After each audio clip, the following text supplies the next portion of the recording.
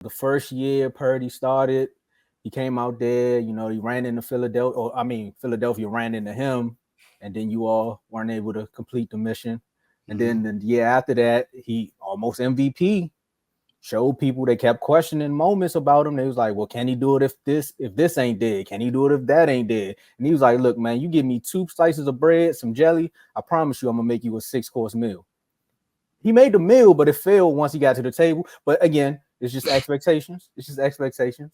What are your expectations for Purdy going into this season?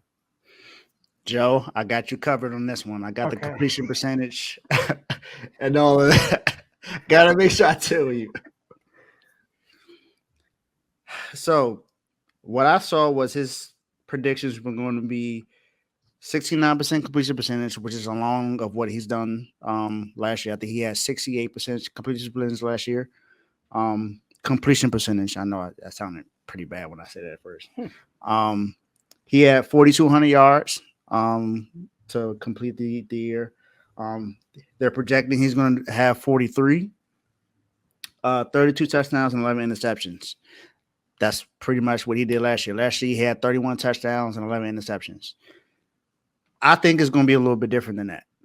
I think his completion percentage will be around 68, 69. I think he throws for 4,500 yards.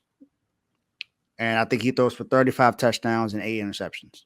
So not two great numbers other than the yards, maybe, but I think he'll be kind of sort of where he was last year, but just a little bit better. This is a 49er segment. Sir Donnell, we're not doing that today. He said no slander, right? What are you talking about? I don't even Second time you understand. mentioned this.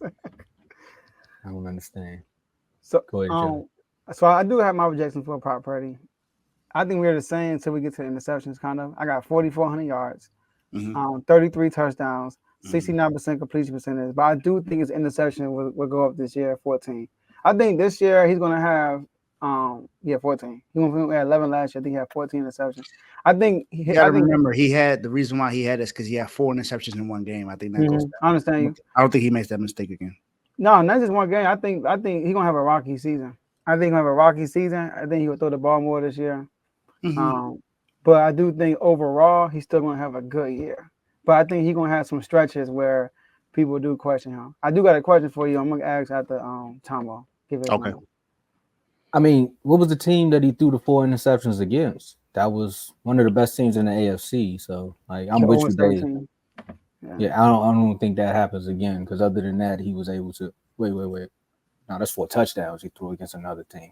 Okay, I had to make sure my calculations was right. So yeah, when you throw 4 interceptions against a good team, I mean, in a moment where everything is just crumbling around you, I don't fault you for that one. So as far as yards, you said 44, Joe. I went with 43, about 33, 28 to 33 touchdowns because depending upon how the situation plays out, because BA hasn't been there, so Kyle has been molding his offense around different players. But again, that connection between him and BA is just like it's unmatched. It's like it's untapped. About 13 interceptions. I leave the completion percentage to Joe because that's his thing. I can't wait till we talk about the Cowboys. I want to see what he say about them.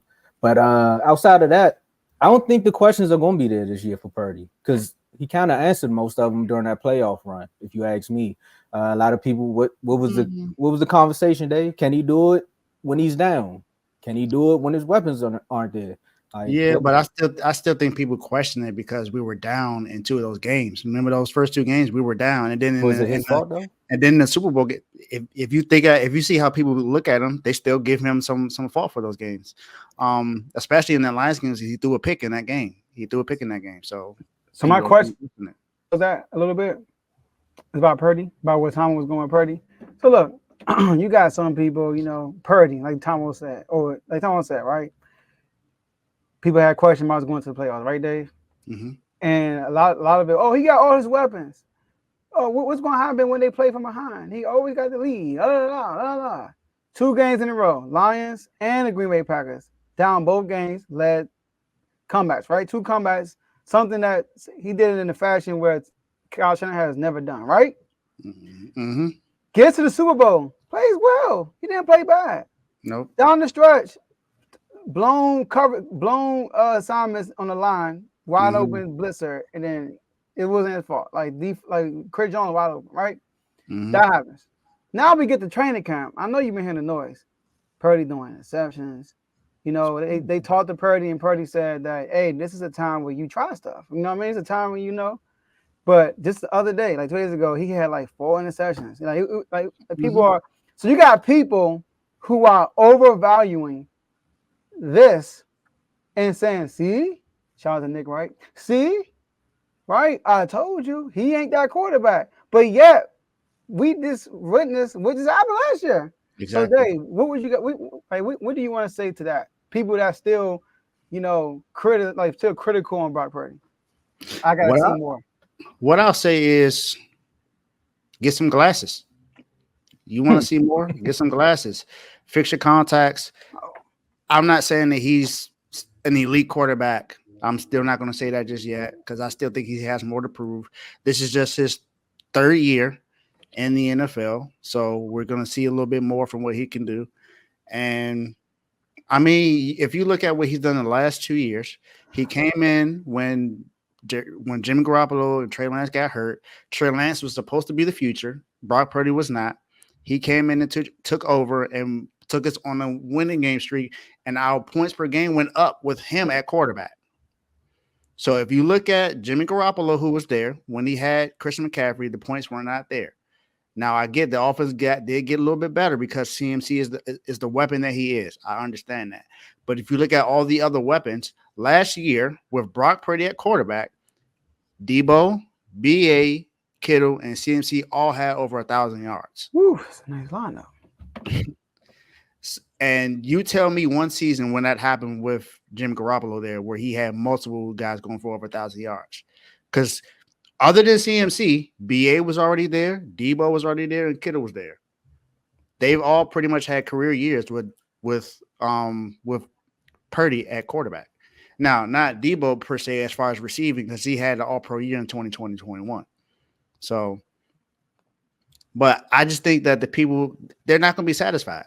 They're not going to be satisfied until he either wins the MVP or if he wins the Super Bowl. And even then, I don't think they're going to be satisfied. I think they just don't think that he's that guy because he was drafted 7th overall, and we have all of these weapons. My thing is, if you look at a lot of champions or a lot of elite players, most of the time they have weapons.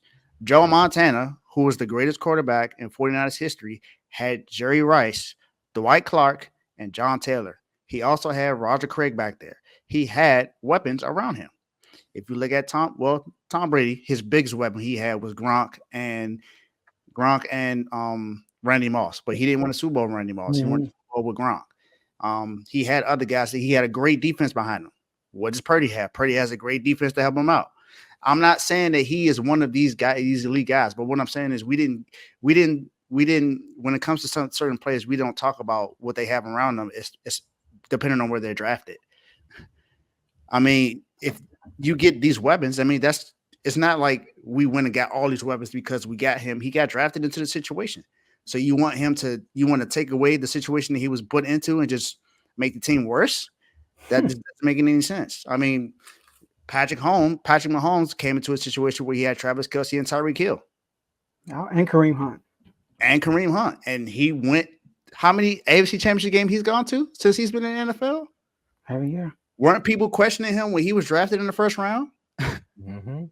So, I mean, come on. It's like you're not going to satisfy everybody. So I honestly don't care. It's cool. I'm fine.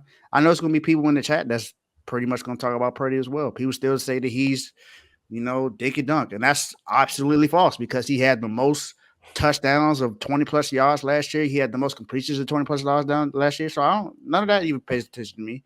It's just people just not going to be satisfied. Mm-hmm. Now, I know we about to move forward to the schedule, but Joe, when you said questions, I more so was going to say this because I think this is his last year, or he got one more year on his contract, and I think it says right here. So 2025, he's gonna be making 1.1. So I think the question is gonna start to come is be like, how much money are the 49ers going to give Brock Purdy? because of the run he just had, and look at how the quarterback market is.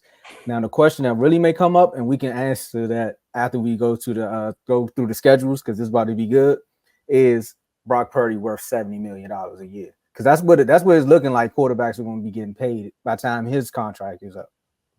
That's going to be the question. That's why Dak chilling. And I know when he said Trey Lance the future, I know that sounds familiar. Tom, all right. Not for me. See, that's what Warren was talking about earlier when he was like, no slander today. So I'm not gonna do it. I'm gonna just say not for me. And lastly, I know Thomas said you get a slice of bread, peanut butter and jelly. When he named his weapons, man, got a pot, some water, some grease. I mean, he got some oil, he got daggone raw steak. You know, he got all that. He got the whole thing to make a nice meal. Mhm. Well, he's making it work though, because some people burn the kitchen with all that stuff. Like I said, Jimmy Garoppolo was awesome in his offense, and it didn't look this good. So, I mean, he did get the Super Bowl, but I'm not saying anything. But it wasn't because of him. Plain and simple. So, well, are they gonna get to the Super Bowl this year? Exactly. Okay, let's get it, Tom. Yeah.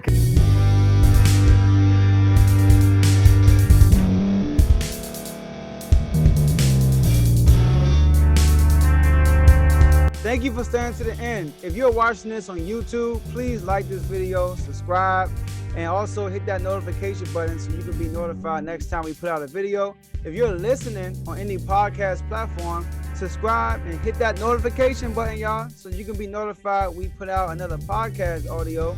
And last but not least, hit that share button. No matter what you're listening to or watching it, hit that share button and send it to somebody that you know that would love to watch this episode you just listened to. So once again, thank you for staying to the end, and we'll see y'all in the next episode.